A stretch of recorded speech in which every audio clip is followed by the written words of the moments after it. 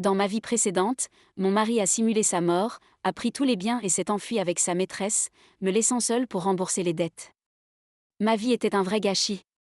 Ma belle-mère vicieuse refusait de me laisser partir. Afin d'immigrer à l'étranger et de vivre une vie insouciante, elle m'a délibérément donné des médicaments pour que je fasse une fausse couche. Elle ne voulait pas que je donne naissance à un petit-fils pour elle. Alors, quand ma vie a recommencé, j'ai regardé mon mari qui était en train de mourir. J'ai regardé mon mari qui simulait sa mort et j'ai pris une décision dans mon cœur. Dans ta vie précédente, tu as simulé ta mort pour me tromper. C'est pourquoi, lorsque tu mourras vraiment dans cette vie, je t'enterrerai pour de bon. Belle-sœur, vous devez prendre soin de vous. Personne ne veut que cela arrive, mais nous avons fait de notre mieux. Erwin est décédé malgré l'échec des efforts de sauvetage. On m'a aidé à reprendre mes esprits et le corps de mon mari, Erwin Chavez, a été poussé devant moi. Il était recouvert d'un drap blanc et immobile. Le beau-frère d'Erwin, Foster Armstrong, le médecin qui a pratiqué le traitement d'urgence, s'est approché, a enlevé ses lunettes et n'a pu s'empêcher d'essuyer des larmes. Belle-sœur, Erwin n'est plus là. Vous devez être forte. Je crains que vous ne puissiez pas le supporter. Signez cet avis de décès. Je vais le pousser à la morgue et le faire incinérer. Foster était très anxieux et avait déjà préparé du papier et un stylo avant de venir me voir. J'ai pris le stylo, hébété, et j'ai vu la manucure au strass que je venais de faire sur mes doigts fins, ainsi que la date de l'avis de décès qui remontait à 5 ans. J'étais absolument certaine de renaître. En regardant l'avis de décès, tout ce qui concernait ma vie antérieure semblait encore très présent dans mon esprit. Cette nuit-là, Erwin est rentré tard d'un événement social et a été envoyé aux urgences au milieu de la nuit. Foster l'a secouru toute la nuit et m'a dit le matin qu'il avait eu une crise cardiaque parce qu'il s'était couché tard. De l'alcool, d'un mode de vie et d'un régime alimentaire irrégulier. Il est finalement décédé après l'échec des efforts de sauvetage. Lorsque j'ai appris la triste nouvelle, j'ai pleuré si fort que je me suis évanouie. Lorsque je me suis réveillée, Erwin avait complètement disparu de ma vie. Il a été incinéré et m'a finalement été remis. Ce n'était qu'une urne de 3 livres, sans même un dernier mot. Je me lamentais sur l'injustice du destin lorsque j'ai appris que j'étais enceinte de façon inattendue.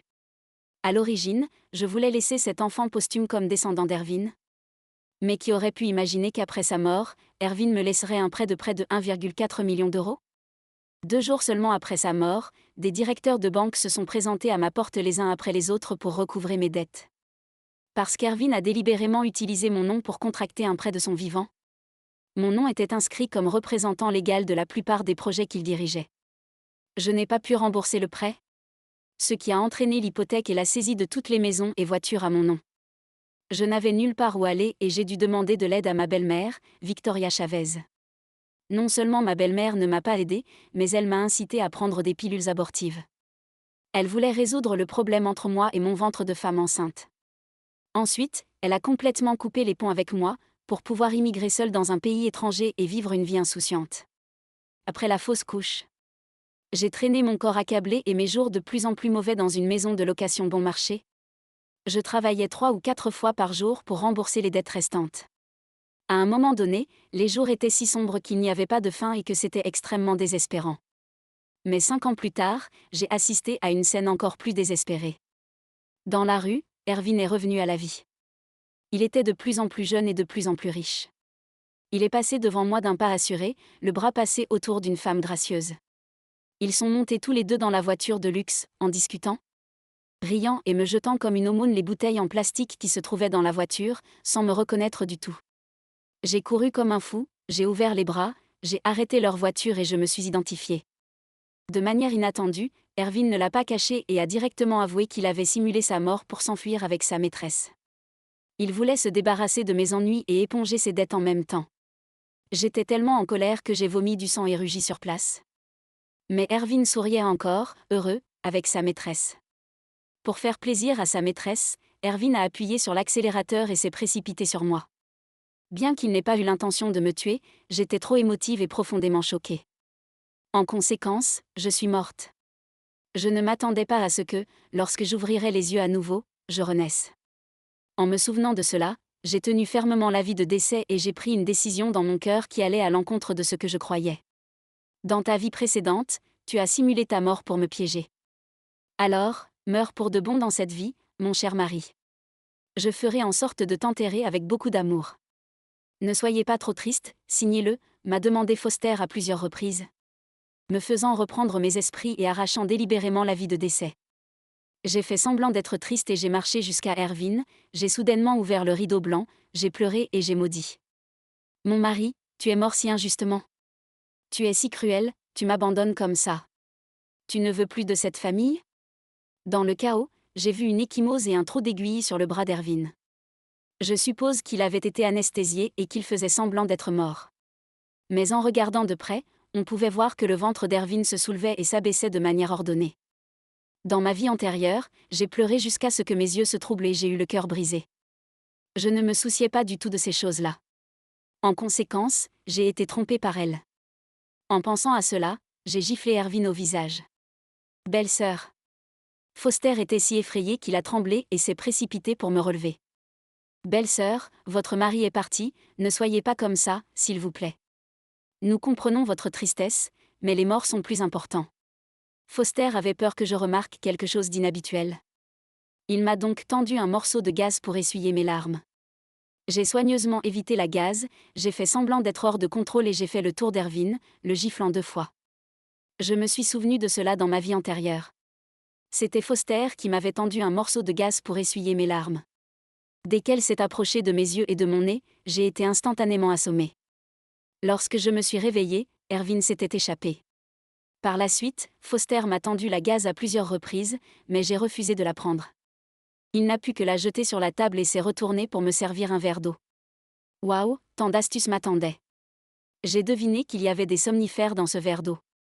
J'ai fait exprès de ne pas boire, je l'ai évité sans laisser de traces et j'ai même cassé la tasse. Ce qui a rendu Foster si anxieux qu'il a froncé les sourcils. J'ai touché le corps d'Erwin et j'ai délibérément demandé avec surprise. Il est mort depuis un moment, n'est-ce pas ? Comment se fait-il que son corps soit encore chaud, comme s'il n'était pas encore mort ? Foster expliqua maladroitement, c'est l'été, le corps ne risque pas d'être hypothermique et il est mort il n'y a pas longtemps. C'est pourquoi la température est normale. J'ai acquiescé et j'ai immédiatement sorti mon téléphone pour chercher le numéro de téléphone du centre de don d'organes sur Internet. Bonjour, c'est bien le centre de don d'organes ? Venez immédiatement, s'il vous plaît. C'est à l'hôpital First. Oui, mon mari est décédé il y a peu de temps et beaucoup de ses organes peuvent encore être utilisés. Dès que le téléphone a été raccroché, le visage de Foster a soudainement changé. Belle-sœur, que faites-vous ? Pourquoi donnez-vous les organes de votre mari ? Oui, c'est ce qu'Erwin voulait dire.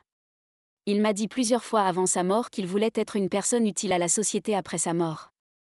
Il a accepté de faire don de ses organes après sa mort ? Ce qui peut être considéré comme une accumulation de mérite pour son avenir. Inconsciemment, Foster m'a répondu, impossible. Erwin n'acceptera jamais de faire don de ses organes. Beau-frère, comment pouvez-vous savoir ? Je suis la femme d'Erwin, je sais très bien ce qu'il pense. De plus, vous êtes également médecin.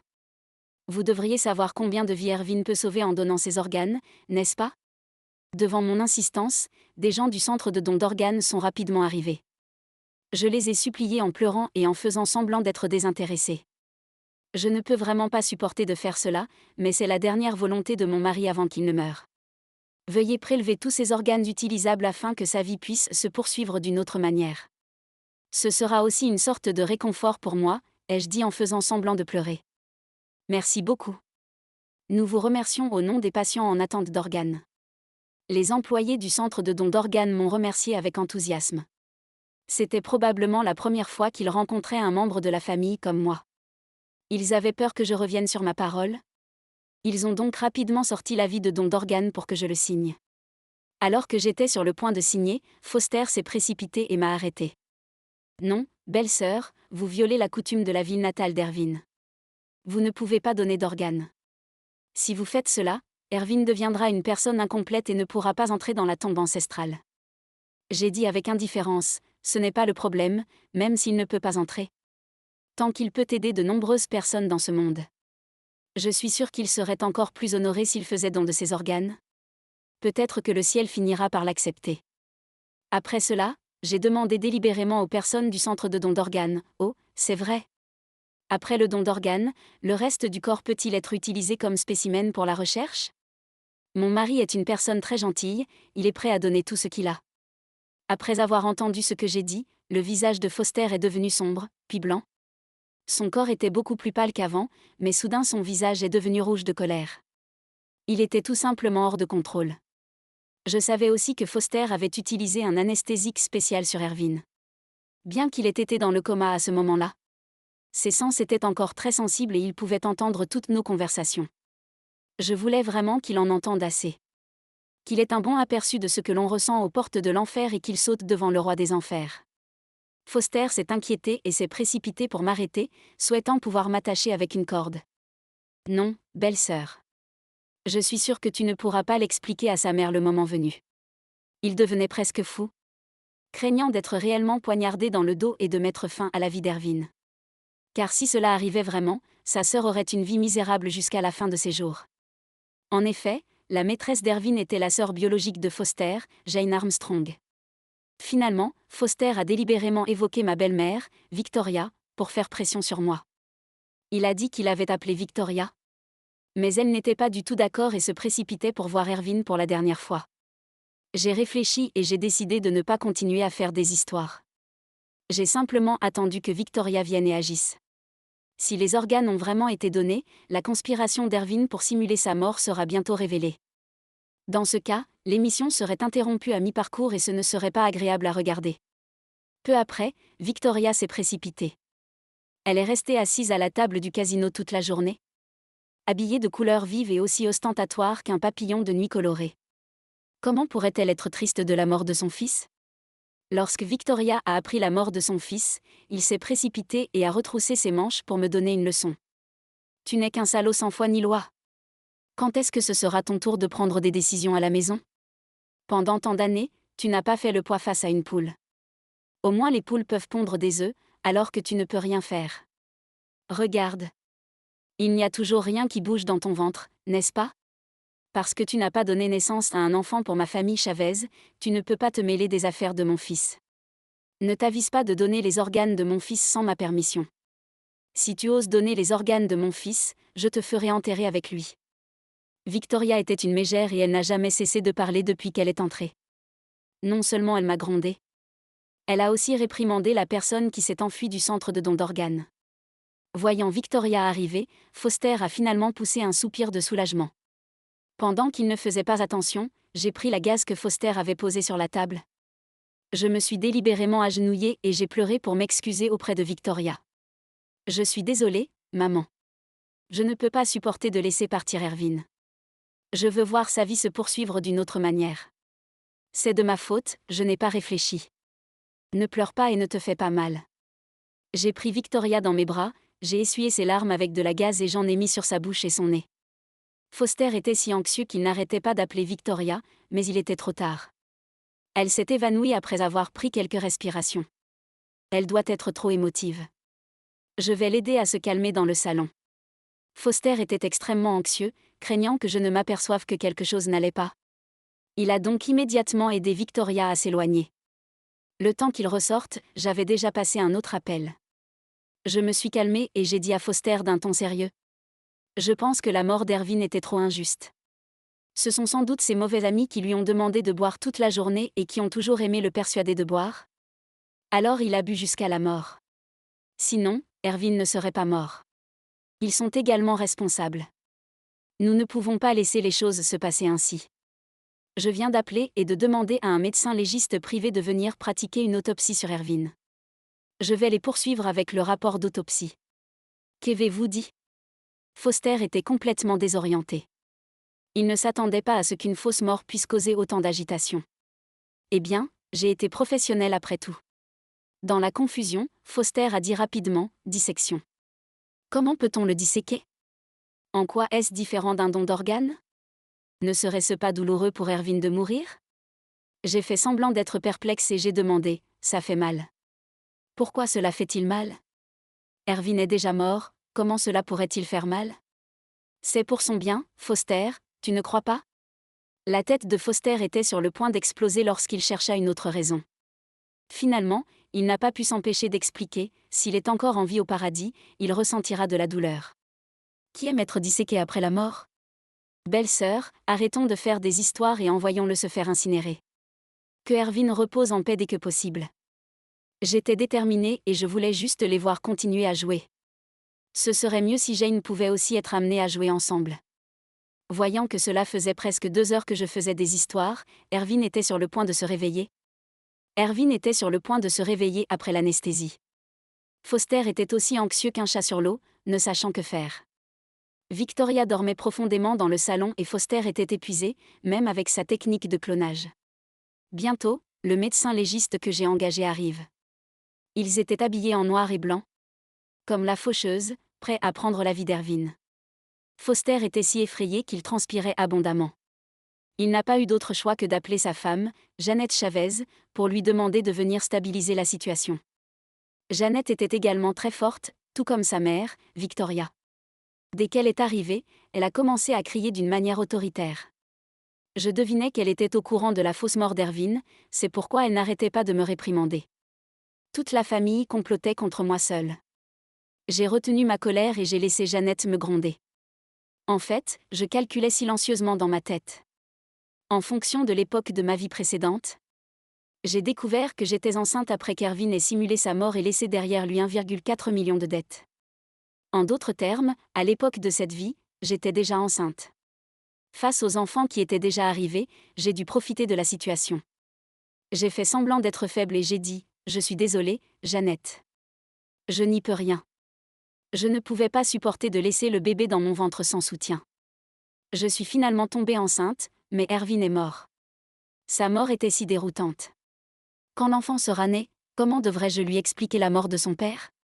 Astérisque si je ne m'occupe pas de cette question, qu'arrivera-t-il à l'enfant après sa naissance ? Comment vais-je l'élever ? Après tout, c'est la chair et le sang d'Erwin. Jeannette, tu ne vas pas regarder ton futur neveu vivre une vie de pauvreté dès sa naissance, n'est-ce pas ? Jeannette est surprise, mais aussi un peu ravie. Quoi ? Tu es enceinte. Est-ce vrai ? Bien sûr que c'est vrai. On peut le savoir avec une analyse de sang. Comment cela peut-il être faux ? Je réponds directement à sa question. Enceinte.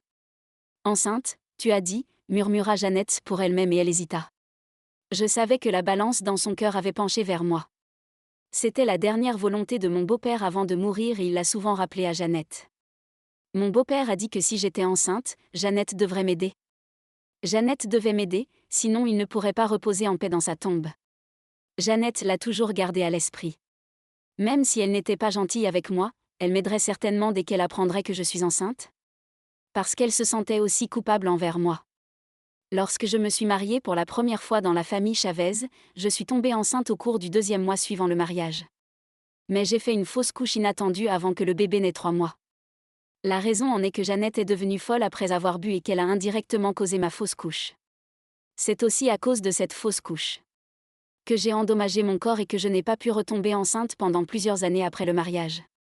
Victoria était très mécontente de moi, elle me créait des ennuis à longueur de journée. Elle me faisait des ennuis toute la journée, me montrait le nez et me grondait en disant que je n'étais même pas aussi bonne qu'une poule et que je n'étais même pas capable de pondre un œuf. Erwin a lui aussi été profondément influencé par sa mère. Il a trompé sa femme, a gardé une maîtresse à l'extérieur et a eu un enfant illégitime. En pensant à ces jours sombres et impuissants, mon cœur s'est rempli d'une haine encore plus grande. J'ai insisté auprès de Jeannette, la forçant à avancer pas à pas. Jeannette, tu seras bientôt tante. Je suis vraiment enceinte. Il m'a fallu tant de temps pour tomber enceinte. Ce doit être l'esprit de ton père qui, au ciel, a béni la famille Chavez. Astérisque mais ton neveu a une vie misérable. Son père est mort quand il est né. Je dois donc gagner un peu de sécurité pour lui.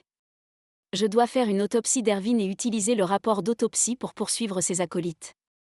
Ils devront payer des indemnités, mais je m'en fiche complètement. Je dois penser aux membres de la famille Chavez. J'ai fait un signe de la main pour que le médecin légiste emmène rapidement Erwin. Jeannette, inquiète, a tenté d'arrêter le médecin légiste, craignant que son frère ne soit disséqué. Finalement, Jeannette a grogné, « Ça suffit. Ne faisons pas ça. C'est embarrassant. De plus, l'autopsie et le procès prendront beaucoup de temps et seront fastidieux. Combien d'argent pourras-tu obtenir à la fin ?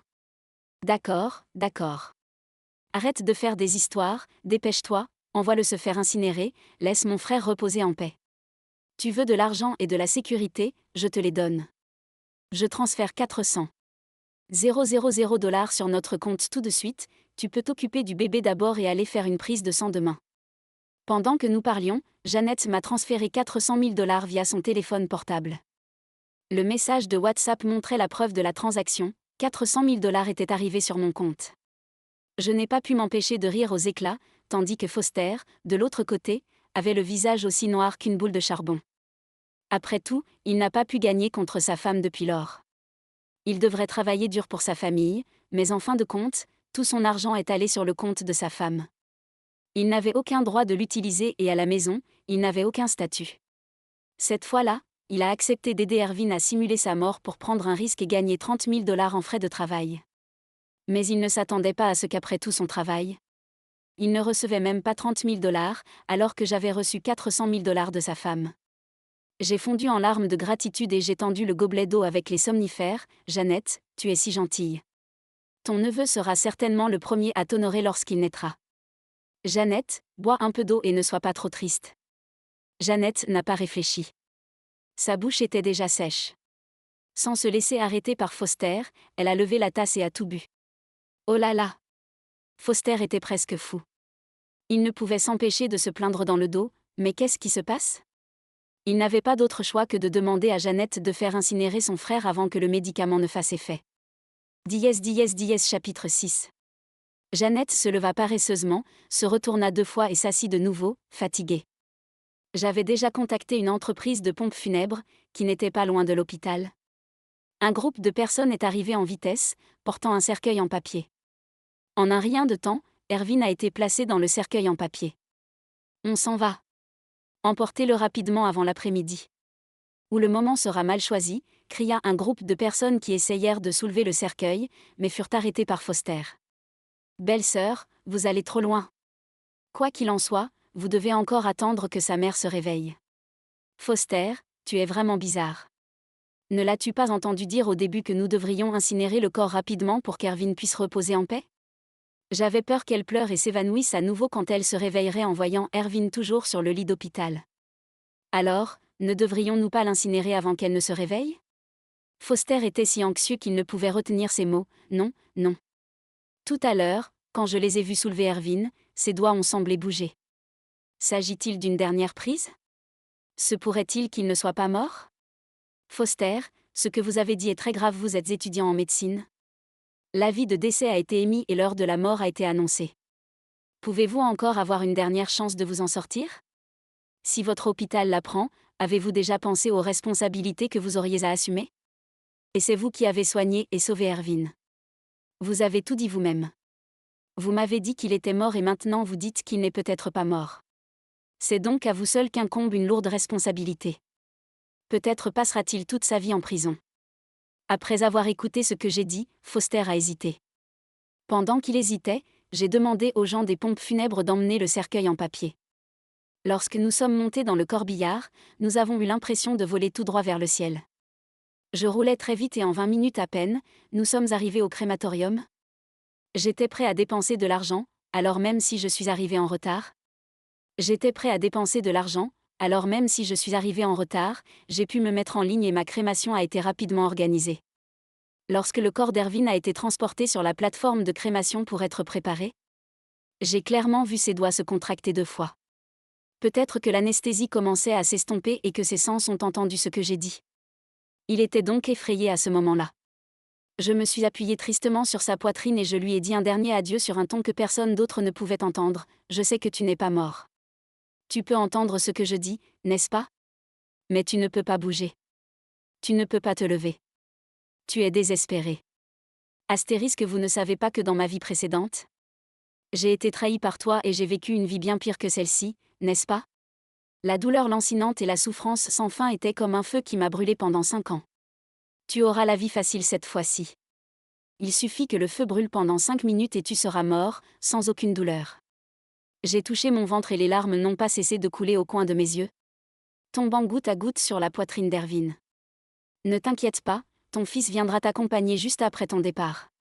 N'est-ce pas le fils que tu as toujours voulu? Il sera avec toi tout de suite. Je continue. J'ai fermé les yeux, impuissant, ressentant les derniers instants avec mon enfant. S'il te plaît, pardonne-moi, mon enfant. Je ne pouvais plus te garder. Le destin a voulu que tu arrives au mauvais moment.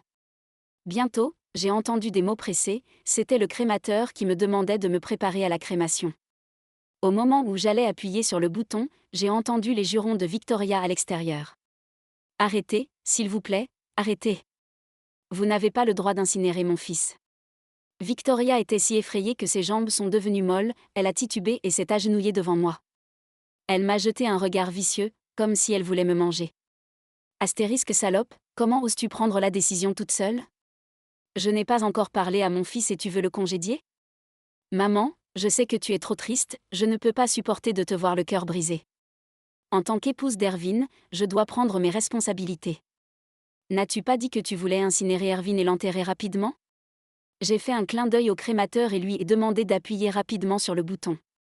Parce que, s'il n'appuyait pas le plus vite possible, Ervin se réveillerait probablement. Arrêtez. Je n'étais pas d'accord. Je n'ai pas encore donné mon accord. Je suis sa mère et c'est moi qui décide quand la crémation peut avoir lieu. Arrêtez tout de suite. Tu n'es que sa femme, je sais que tu n'as pas de bonnes intentions à son égard, m'a-t-elle crié très fort. Maman, regarde ce que tu as dit, tu ne me diffames pas? Je suis enceinte et mon enfant a perdu son père. Je suis plus triste que toi et je dois supporter la douleur pour m'occuper de l'enterrement de mon mari. Mais vous dites que j'ai de mauvaises intentions. Ses yeux ont brillé lorsqu'elle a appris que j'étais enceinte. Mais elle avait toujours l'impression, comme dans sa vie précédente, qu'il serait un peu difficile pour l'enfant de naître à ce moment-là. Bien qu'ils aient longtemps attendu d'avoir un enfant, la maîtresse, Jane, avait déjà donné naissance à un enfant illégitime. Pour Ervin. La famille Chavez ayant déjà un héritier, peu importait de qui venait l'enfant. Elle ne s'est donc pas préoccupée du bébé dans mon ventre et a même ignoré les dernières paroles de mon beau-père. J'ai commencé à pleurer et à crier, en faisant délibérément beaucoup de bruit. Ce qui a attiré les membres de la famille du défunt, qui se trouvaient à proximité, pour qu'ils viennent assister à la scène.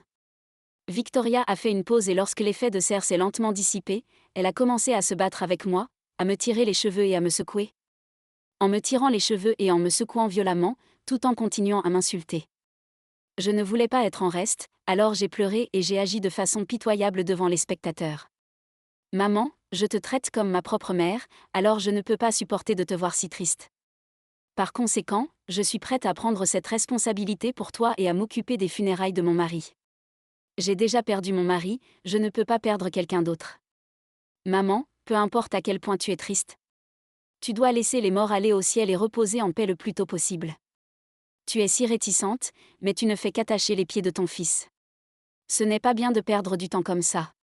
Après avoir entendu ce que j'ai dit, les spectateurs n'en pouvaient plus et ont commencé à gronder Victoria pour son comportement. Et ont commencé à réprimander Victoria pour avoir été immature à son âge et pour avoir été émotive, causant ainsi des problèmes. Le crématoriste s'est également énervé et a commencé à nous crier « Ce n'est pas un endroit pour plaisanter. Notre crématorium a ses propres règles. Les personnes qui s'inscrivent avec un avis de décès doivent être incinérées dans les 12 heures. Astérisque, vous devez vous occuper rapidement de vos propres affaires et ne pas perdre de temps. Sinon, la crémation du défunt qui sera incinéré plus tard sera également retardée. » Foster, qui se tenait à proximité, était presque fou de colère. Voyant la situation devenir de plus en plus chaotique, il n'a pu que se manifester. Chaotique, il n'a pu que s'avancer pour tenter de mettre fin à la bagarre. J'étais tellement en colère quand j'ai vu Foster que j'ai profité du chaos pour le gifler. Foster est complètement furieux et crie « Assez, s'il vous plaît, assez !» Tout le monde se tait. Je ne me suis pas calmée après l'avoir entendu crier. Victoria a également refusé de me laisser partir et a continué à essayer de me frapper. Pour me protéger, j'ai poussé violemment Victoria sur Foster. Foster a crié, a perdu l'équilibre et a reculé brusquement. Ses mains se sont alors emballées et il a appuyé directement sur le bouton de crémation. Le crématorium s'est instantanément réchauffé jusqu'à atteindre une température élevée. Puis un feu vif et flamboyant s'est élevé, engloutissant directement Ervin. La température alarmante a réveillé Ervin. Dans le feu qui faisait rage, j'ai vu Ervin lever les mains de douleur, comme s'il s'était réveillé. Oh mon Dieu! Oh mon Dieu! Victoria s'est complètement effondrée. En écoutant le crépitement de l'incendie et l'énorme grondement du crématorium, mêlé aux cris d'Ervin de temps en temps dans les premières secondes, je savais que lui et moi serions vraiment séparés l'un de l'autre cette fois-là. Après tout, nous avons été mari et femme pendant des années, et je me suis sentie très mal à l'aise lorsque j'ai entendu ce genre de bruit. Mais je n'avais pas l'intention de m'arrêter. Voir Victoria dans une telle agonie et avoir l'impression qu'elle vivait une vie pire que la mort m'a rappelé ma vie passée. Avec son visage vicieux, elle m'a forcé à prendre des pilules abortives, qui ont tué mon enfant. J'ai pleuré à chaudes larmes à ce moment-là. Je l'ai suppliée un nombre incalculable de fois, mais elle n'a jamais fait attention à moi. Elle est restée à mes côtés jusqu'à ce qu'elle voie que le bébé avait été avorté. Ce n'est qu'à ce moment-là qu'elle est partie avec satisfaction et a immigré à l'étranger. À cette époque, elle a également connu le même déchirement. Oh mon Dieu, mon fils. Comment as-tu pu brûler mon fils à mort comme ça, femme puante? Qu'est-ce que tu fais? Qu'est-ce que tu crois que tu fais, hein? Comment as-tu pu brûler mon fils vivant comme ça? J'ai essuyé mes larmes et j'ai demandé avec surprise, même si je connaissais la réponse. Comment peut-il être vivant? Maman, Ervin est mort. La crémation est la dernière étape de sa vie. Victoria battit des pieds avec anxiété, incapable d'exprimer sa douleur, il n'est pas mort. Comment pourrait-il être mort? Comment pourrait-il ne pas être mort? Maman, c'est ce que mon beau-frère m'a dit personnellement. Il m'a également écrit l'avis de décès lui-même, disant qu'Ervin était mort malgré l'échec des efforts de sauvetage. Qu'est-ce que tu en sais? Je vous ai dit que mon fils n'était pas mort. Il n'est pas mort? Elle a quand même dit ce qu'elle voulait dire. Il est mort, maman. Tu dois accepter le fait. Je me suis approchée de Foster et je l'ai interrogée devant elle avec insistance et délibérément. Foster, Ervin est mort, n'est-ce pas? Tu l'as sauvé de tes propres mains, tu dois le savoir et ce que tu dis compte. Victoria s'est effondrée sur le sol en pleurant et n'a cessé de tirer les pieds de Foster en le battant et en le grondant, lui reprochant d'avoir appuyé sur le bouton qui a brûlé son fils à mort. Ils savaient tous qu'il s'agissait d'une fausse scène de mort destinée à aider Ervin à s'échapper. Mais à ce moment-là, Ervin était vraiment mort. Foster a accepté de l'aider à falsifier un avis de décès. S'il admet que la mort d'Ervin a été simulée avant la crémation, il ne serait pas excessif qu'il soit condamné à mort 2 fois. Une fois, il a falsifié un avis de décès et une fois, il a appuyé sur le bouton de crémation. Il ne pouvait pas s'échapper quoi qu'il arrive. Foster avait également peur, craignant que Victoria ne dise à nouveau quelque chose de choquant. Pour se protéger, Foster sort silencieusement de sa poche la gaze imbibée d'éther. Il s'est délibérément accroupi pour soutenir Victoria et a pleuré avec beaucoup de réticence. « Maman, tu es si triste. Je sais qu'Ervin est ton fils unique. Tu es très triste de sa mort et tu es sur le point de faire une dépression mentale. Mais ne t'inquiète pas, maman. Je m'occuperai bien de toi à l'avenir. Je remplacerai Ervin et je deviendrai ton fils pour m'occuper de toi dans tes dernières années. Maman, ne sois pas triste. Pour le bien des générations futures, tu dois prendre soin de ta santé. » Victoria regarde Foster avec étonnement, souhaitant pouvoir le foudroyer du regard jusqu'à ce que mort s'ensuive. « Comment oses-tu ? » Elle n'a pas prononcé de phrase complète, Foster a essuyé ses larmes avec de la gaze et elle est retombée dans un profond sommeil. Foster dit avec soulagement, « C'est tout. Belle-sœur, vous pourrez ramener les cendres d'Ervin plus tard. Je vais d'abord la ramener et la laisser se reposer. Elle est fatiguée de pleurer. » J'ai acquiescé et je l'ai regardée emmener Victoria, très malheureuse. Mais l'affaire n'était pas terminée. Après 1 heure d'attente, Ervin fut réduit à une boîte de cendres. Encore un peu chaude et ne pouvait plus rien faire de délicat. Les hommes sont plus honnêtes lorsqu'ils sont accrochés au mur ou posés sur la table. En pesant les cendres, j'ai souri. Mais quand je suis rentrée chez moi, j'ai demandé à un coursier d'envoyer les cendres à Jane au nom de Victoria. Ensuite, je me suis assis à la maison et j'ai attendu de voir le spectacle. Pendant que j'attendais, j'avais déjà contacté un cabinet d'avocats professionnels et supprimé toutes les informations légales me concernant avant que la société d'Ervin ne fasse faillite. En outre, il y avait quelques prêts bancaires, qui ont tous été remboursés en utilisant les maisons actuellement disponibles. Voitures et actifs disponibles que Victoria n'avait pas encore eu le temps de transférer comme garantie. Mais il manquait encore 1 million, qui a été transféré 1 semaine avant qu'Ervin ne simule sa mort et il n'y avait aucun moyen de savoir où il était passé. Mais mon intuition m'a dit que le million se trouvait dans un endroit très secret.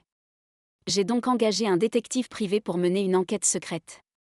D'après ce que je savais d'Ervin, c'était une personne très vigilante et prudente. La seule fois où il a subi une grosse perte dans sa vie, c'est lorsqu'il a simulé sa mort. Le reste du temps, il était aussi intelligent qu'un singe et ne se laissait pas duper. Bien sûr, après une enquête menée par un détective privé, j'ai appris que le $1 million obtenu grâce au prêt bancaire avait été emporté en liquide par Ervin. Si je ne m'étais pas trompé, le million en liquide aurait dû être caché par Ervin. Ervin a toujours gardé la main sur tout ce qu'il faisait. Afin de s'assurer que chaque centime du million provenant du prêt tombe entre ses mains, il ne prendrait pas le risque de le garder sur son propre compte. Sinon, s'il simulait sa mort, je deviendrais son seul héritier légal et l'argent finirait par tomber entre mes mains. Mais s'il a transféré l'argent à Jeanne pendant leur mariage, et que je l'ai poursuivi en justice pour l'accuser de l'avoir trompé, l'argent tomberait quand même entre mes mains. De plus, il ne pouvait même pas faire confiance à sa propre mère, alors naturellement, il ne pouvait pas non plus faire confiance à Jane. Par conséquent, il a caché le million lui-même, dans un endroit que personne ne connaissait. Afin d'être le premier à obtenir le million, j'ai dû payer plus d'argent pour engager un détective privé pour mener une enquête approfondie. Au même moment, Jane s'est retrouvée en difficulté. Elle venait d'accoucher et avait encore beaucoup de lait. Ses seins étaient mouillés, gros et charmants, ressemblant à ceux d'une femme mariée, complètement différents de ce qu'ils étaient auparavant. En repensant à sa vie antérieure, elle n'était qu'une fille de la campagne, rustique, timide, à l'allure honnête et décente.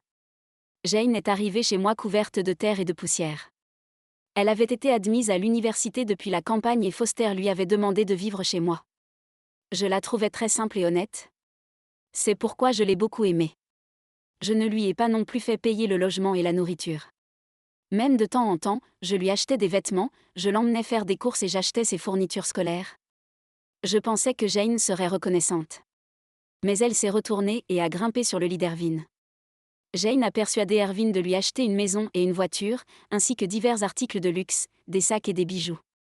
C'est ainsi qu'elle est passée du statut de vilain petit canard à celui de cygne blanc. Peu après qu'elle soit tombée enceinte, Ervin l'a couverte d'éloges. Elle est devenue encore plus impitoyable. Maintenant que Jane avait une maison et une voiture, elle envisageait d'acquérir un statut légitime. Et voulait aussi donner à son enfant à naître un bon environnement familial, afin que Jane et son enfant aient tous deux un statut légitime. C'est pourquoi elle a eu l'idée de simuler sa mort. Mais avant de simuler sa mort, elle a incité Ervin à contracter un prêt à mon nom et a ensuite transféré la propriété, me laissant le reste à moi seule. Ainsi, en la voyant se retrouver sans rien à ce moment-là, je me suis sentie si excitée que j'ai eu envie de rire à gorge déployée. Jane est entrée chez moi par effraction. Son visage était pâle de peur, mais elle avait l'air de croire que tout le monde lui devait quelque chose. Elle m'a ignorée et a fait irruption en criant « Tante Victoria, sortez et dites-moi ce qui se passe. » « Qu'est-ce que c'est ?» Elle a jeté les cendres d'Ervin sur la table à manger et a crié comme une folle. Victoria était déjà tombée dans un profond sommeil et ne pouvait être réveillée, peu importe comment on l'appelait. Elle avait pris de l'éther 2 fois par jour et avait déjà perdu conscience. Mais Jane n'a pas abandonné et a continué à appeler son frère, Foster. Foster était déjà accablé parce qu'il devait réconforter la famille Chavez. Mais dès qu'il est revenu à la maison, Jane s'est jetée sur lui comme un chien enragé et n'a cessé de l'interroger. « Qu'est-ce qui se passe ? Frère, que se passe-t-il ? J'ai reçu un colis disant qu'il contenait les cendres d'Ervin. Sa mort n'a-t-elle pas été simulée ? Comment se fait-il qu'il soit vraiment mort ? » Foster est presque devenu fou et a poussé Jane vers la sortie. Je te parlerai de ça plus tard. Go back et calme-toi d'abord. Comment puis-je revenir en arrière ? Comment puis-je rester calme ? Je viens de donner naissance à un enfant pour Ervin et il est mort.